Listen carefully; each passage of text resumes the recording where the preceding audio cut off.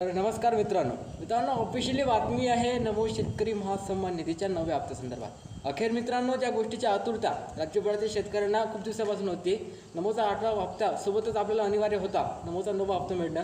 मात्र थोडं लेट झालं, परंतु मित्रांनो राज्यामध्ये आता ऑफिशियली अशी माहिती समोर येत आहे की नमोचा 9वा हप्ता शेतकऱ्यांच्या खात्यात जमा होणार आहे। म्हटलं तर एक आनंदाची बातमी आहे शेतकऱ्यांसाठी, कारण की एक साथ 2 हप्ते मिळणं एक खरंच चांगली गोष्ट आहे मित्रांनो। या हप्त्यासंदर्भात आता खूप सारे शेतकरी म्हणतील की हप्ता एवढा लवकर का मिळत आहे बा, आता नमोचा 8वा हप्ता आपला जाहीर झाला, एवढा लवकर नमोचा 9वा हप्ता कसा काय खात्यात जाहीर होणार आहे? तुमच्या सर्व प्रश्नाचं डिटेल उत्तर मी तुमच्यासाठी घेऊन आलो आहोत। तुम्हाला सर्व माहिती सांगणार आहोत, डिटेलमध्ये सांगणार आहोत। तुम्ही चॅनलवर नवीन असाल तुम्ही चॅनलला सबस्क्राईब करा आणि बेल आयकॉनवर सेट करा, कारण अशा अपडेट तुम्हाला सर्वप्रथम आपल्या चॅनलवरती मिळत राहतात। तर मित्रांनो डिटेल तर तुम्हाला सांगितलं झालं। जर पहिला प्रश्न की शेतकरी म्हणतात एवढा लवकर हप्ता मिळणार काय, तर तुम्हाला एक गोष्ट सांगतो की या हप्त्याचा टायमिंग हा कंप्लीट झालेला होता नोव्हेंबर 2025मध्ये। मात्र तिथून जर आपण काउंट केलं तर नोव्हेंबर, डिसेंबर, जानेवारी आणि फेब्रुवारी अशा प्रकारे याचा टायमिंग कंप्लीट होत असतो। सोबत जर आपण जर 8 इन्स्टॉलमेंटचं जर टायमिंग पाहिला तर त्याचा टायमिंग हा नोव्हेंबरमध्येच कंप्लीट झालेला होता, परंतु तिथून काही कारणापासून तो लेट झालेला आहे। काही तांत्रिक कारणं असेल किंवा काही राजकीय कारणं असेल, या कारणामुळे तिथून लेट झालेला होता आणि आपल्यापर्यंत नाही पोहोचू शकला, परंतु त्याचा टायमिंग हा तरीपण कंप्लीट झालेला आहे। कारण की याचा प्रिफरन्स जर आपण पाहिला म्हणजे मेन्शन जर पाहिलं तर राज्य सरकारने त्यांच्या ऑफिशियली GRमध्ये असं दिलेलं आहे मित्रांनो की हा जो हप्ता आहे 8वा तो रखडलेला आहे आणि तो देणार आहोत। मित्रांनो त्यांनी GRमध्ये सांगितलेला आहे की हा रखडलेला हप्ता आहे, म्हणजे की हा पेंडिंग हप्ता होता आणि तो शेतकऱ्यांच्या खात्यात जाहीर करण्यात येत होता। मित्रांनो एवढ्या गोष्टीवरून आपल्याला समजलं की हा हप्ता पेंडिंग होता। राज्य सरकारनं सुद्धा मान्य केलं की 9 ते 8 हप्ता पेंडिंगमध्ये होता, परंतु त्या टायमिंग अगोदरच कंप्लीट झालेला होता। आपला नमोचा टायमिंग हा नोव्हेंबरपासून सुरू झालेला होता। मी माझ्या दुसऱ्या चॅनलवर या संदर्भाचा व्हिडिओ ऑफिशियली बनवण्यात आलेला होता।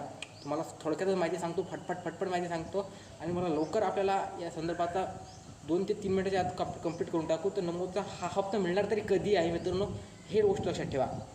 नमोचा हा हप्ता मी मागेसुद्धा तुम्हाला सांगितलं होतं 1-2 वेळा, तुम्हाला आठवण नसेल तर याचा म्हणजे GR जो आहे ना तो काही दिवसाचा आपल्याला पाहायला मिळणार आहे। जवळपास 10 एप्रिलच्या मध्यात या संदर्भात GR आपल्याला पाहायला मिळू शकतो। म्हणजे GR जर आपल्याला पाहायला मिळाला तर GR आल्यानंतर तुम्हाला माहिती आहे पैसा आपल्याला 8 दिवसाच्या आत मिळून जातात। नमोच्या 8व्या हप्त्या संदर्भात आपण पाहिलं की GR आला आणि 15 दिवसाच्या आत तुमच्या खात्यात पैसे जमा झाले।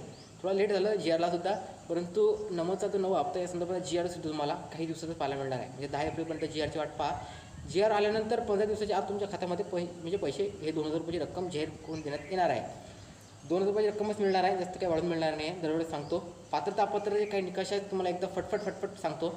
पात्रतापत्र निकष तेच राहतात मित्रांनो, तुमचा आधार तुमच्या बँकला लिंक असणं गरजेचं आहे। DBT मार्फत हे पैसा खात्यात ट्रान्सफर होतात।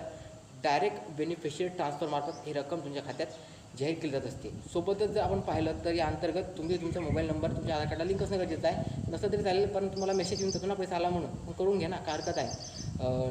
नंतर तुमचं 2019 पूर्वीची फेरफारची नोंदणी दरवर्षी सांगतो की करून घ्या, पण कोणी काही करत नाही। सोबतच तुमची EKYC कंप्लीट असणं गरजेचं आहे। यावेळेस आपण पाहिलं की ज्या शेतकऱ्याची EKYC नव्हती ते डायरेक्ट अपात्र करून टाकले मित्रांनो, आणि पुढच्या वर्षी सुद्धा तुम्ही अपात्र न व्हा, म्हणजे या येणाऱ्या हप्त्यासाठी सुद्धा तुम्ही अपात्र नाही झाले पाहिजेत। म्हणून तुम्हाला सांगतो की EKYC करून घ्या, कारण की यावेळेस 8व्या हप्त्याला जे शेतकऱ्यांनी EKYC केली नाही त्यांना लाथ मारून सरकारने काढून दिलं। आता EKYC करत तेवढंच बंधनकारक ठरणार आहे मित्रांनो या 9व्या हप्त्यासाठी सुद्धा। तुम्हाला हप्ता सुरळीतपणे चालू ठेवायचा असेल लवकरात लवकर EKYC करून घ्या, जेणेकरून हप्ता तुमच्या खात्यात जाहीर होणार आहे।